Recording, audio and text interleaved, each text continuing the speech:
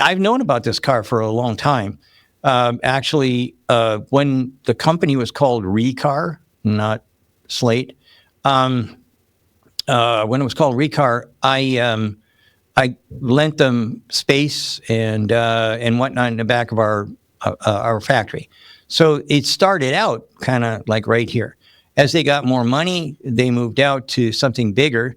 And we stayed in contact. We gave them ideas on what we thought would be good cost reduction kind of ideas to put into their vehicle. And they actually, I'm going to do a YouTube probably next week or the week after. I'm not sure. But anyway, soon. And what we're going to do is we're going to walk through their engineering and prototype shop, which is just down the road from us here in Michigan. And we're going to go through and see the whole works. And that is really where you're going to see the genius that they put in place. And remember, they've only been around for about 2 and a bit years. Think on that. That's ponderous. 2 years, and they've gone to something that's got 5-star crash rating, including SORB, and they figured out how much everything's going to cost, where they're going to build it. It's going to be in Indiana. All these things, all done. Wow. Amazing how fast we can move in the United States. People have no clue. We used to make ships. I'm going to talk about some of this stuff in a bit, but we used to make ships and tanks and airplanes and whatever. Wicked fast. That's how World War I too, but World War II was saved by the U.S. I mean, nobody could produce at the speed we could. Problem is that do we make steel here anymore? No. Do we do anything here anymore? No. Why is that? How did that happen? And you go back to what did they do? I mean, who created this mess? People who were greedy and the rest of us that were cheap. I want it next to free. That's where everything goes to hell in a handbasket. So I think that Slate is hopefully going to wake up the rest of the car industry. And when they start looking at what can be done and the speed that it can be done in, if they don't wake up, they're dead. And quite frankly, we've told other car companies, hey, you can't do it yourself fast? We can. We know how to make a car in no time flat. And our methods and whatnot kind of were proven out by what went on with Slate. And they had virtually no money to start with. And the amount of money that they did get is chump change in comparison to where they are. And that's a fact. I mean, a couple of $100 million don't go very far when you're trying to build a car. And there they are. I mean, yeah. And who are these guys? Well, they're folks that were from Chrysler and Ford and General Motors, Honda, Toyota, just wanted to do something new and different. And with Eric Kuiper, the guy who's in charge of engineering and the guy that actually started Recar, you couldn't ask for a better engineer. I begged him to come and work for Monroe, but he wanted to do other things. He wanted to experience the deal, if you like, associated with I made a car, and he did a hell of a job. Him and his team, and like I said, we know almost everybody on that team. It was like old home week when I was down there. Oh, and by the way, thank you, Colleen, again for getting me my jacket with I saw your Tesla. The tear down Titan jacket. Anyhow, so but the whole team there, I was really impressed. I've been to a couple of reveals. Normally this one was pretty fun. It with seemed very upbeat. Trucks and everything. Yeah, it was kind of it was very upbeat. And how many times have you ever seen a reveal where they bring out truck after truck after truck after truck after truck? It's usually, oh, now look at this, and here the model will do that, and I will blah blah blah. No, they had some talking here and there, but for the most part, the truck was the star of the show. That's awesome. I think what's What's sort of interesting to me about this company is that they usually every automaker starts at the high end when they're brand new. Like we saw with Tesla, we saw with Lucid, we saw with Rivian. We saw with all these new automakers. They try to start at the high end so that they can recoup the money from getting the tooling going and the factory going, and then they go down market so that they can get the economies of scale, so that they can actually make a profit at the lower level. Slate's going the other way. Slate's starting at the bottom end, and they're trying to go super bare bones. And I think the reason why the car is so absolutely bare bones is because making a profit at that price point is going to be extremely difficult unless you yank everything out, right? So how do you know how they've done that? Like, what's their plan from a profitability perspective? Like, or is that something that we'll learn more in the next couple of weeks, or do you have any insight into that at all? So let's start off with how we do it here versus how they do it elsewhere. Did the Japanese start off with the Lexus? No. Why? Because if you can make a cheap car, if you can make an inexpensive vehicle, it's easy going to make a very expensive vehicle. So why is it that the Chinese and the Japanese and the Koreans all started out with dinky little cars? And that's a great point. We don't even know how you make money on that. And what do we start out with? Big, giant, luxurious, blah, blah, whatever. One, they think of things that are military. Sun Tzu.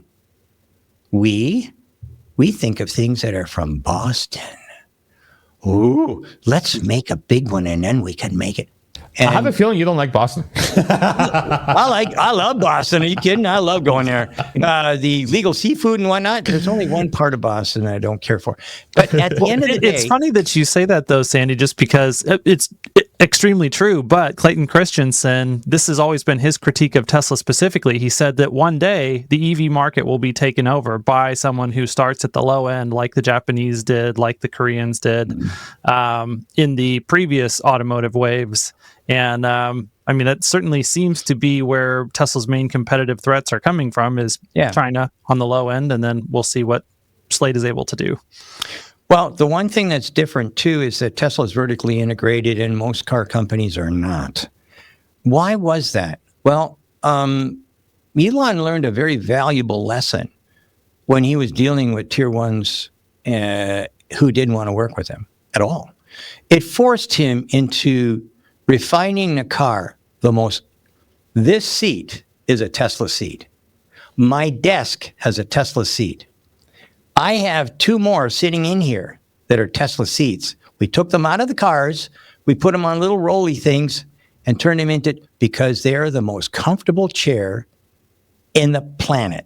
There is no seat in any car company that makes as good as this. They were forced to do that by the tier ones. They were also forced to go into manufacturing their HVAC systems that were radically different than everybody else because no tier one would work with them. So if you're going to do something like that, then you can make differences. And when Toyota brought out the Lexus and we stripped off some of the paint and found out that they were using tailor welded blanks, which is... You basically have two thicknesses of sheet metal, you laser weld them together, and then you put them into a stamping die, clunk, clunk, clunk. And what happens is you don't have great big giant chunks of scrap. Why did they do that? Well, they had to try and keep the cost down because they didn't really know what the cost. They didn't know what the market was going to be like when they shipped a Japanese luxury car. As a matter of fact, Henry Ford II said, we'll let the Japanese have the small cars and because they'll never understand pickup trucks and luxury vehicles. Wrong. Never underestimate any enemy ever. Okay? And so at the end of the day, Elon thinks a lot like the stuff I was talking about, defensive kind of stuff, the military look at strategy. And if you have a small army that's very well armed, they'll always beat a big army, always. It's a rabble versus Navy SEALs, basically. And that's kind of like what's happening right now. Now, is Slate going to take over the market? I don't know. But I can tell you one thing for sure. They're going to take over the market that they're in, which nobody else is in. If I want to get into a market, I listen to Sun Tzu. Attack where your enemy is not. Wow. What does that mean? That means that Slate entered a market that nobody else has. Who else has got a truck that can be turned into an SUV in an hour and 15 minutes? Sub With 20K. wrapping. And they wrapped it as well. So, I mean, it's easy to beat an MBA. Easy. Yeah. And as long as we keep doing things the same way, we will wind up. So let me ask you a question. Do you know what the market share for General Motors was in the United States in about 1960? I'm going to guess like 30 to 40%. It was higher than that. I think I've heard you say this before, Sandy. Wasn't it like 60%? 60? 60%. What do they got now? Like 4. 12 or 13. Depends on what day it is. Okay. Here's the deal. How does that happen? How does that happen? All you got to do is look Harvard at what the other MBAs guys happen. did. What? I said Harvard MBAs happen. Hey, I didn't want to say it, but you did. Now, okay, so anybody that's got Shout a out problem Harvard. with me, just go straight to Hans here and disregard everything I've said. Yeah. Well, that's the interesting thing about, The Innovator's Dilemma is such a widely read book. Yeah. And when you step back and you think about, like, Clayton Christensen trained all these people and then they went out into all these companies. And the way I've come to think about the Innovator's Dilemma is Clayton Christensen's postmortem on why all of the people that he trained killed all these major companies. It's so sitting on my bookshelf right now are many copies of the Innovator's Dilemma or the Inventor's Dilemma, whatever. I've got a bunch of copies of that, and I have a bunch of copies of the Art of War. And why is that? Because every once in a while, somebody will say, "Well, where did you get that information from?" Or, I'd like to see blah blah blah, and I just pull them out. Here you go. I sign them even. There you go. And I've given them to a lot of people who went from basically a good idea and dirt poor to being extremely wealthy. Anybody can run a big company. If you've got a huge company, a little mistake anywhere won't make a big difference. However, over time, that big company will shrink. It will be forced to shrink because if everyone has the same outlook, where's my big bonus? It's not the company, it's me. I should be the CEO. I should be promoted. If you've got a big company full of those kind of people, you're going to lose. You're going to lose. You have to have people who are workaholics. You have to have people who are inventors, people who don't care about money, but care about the satisfaction that they get about producing a product. And that is very hard to find.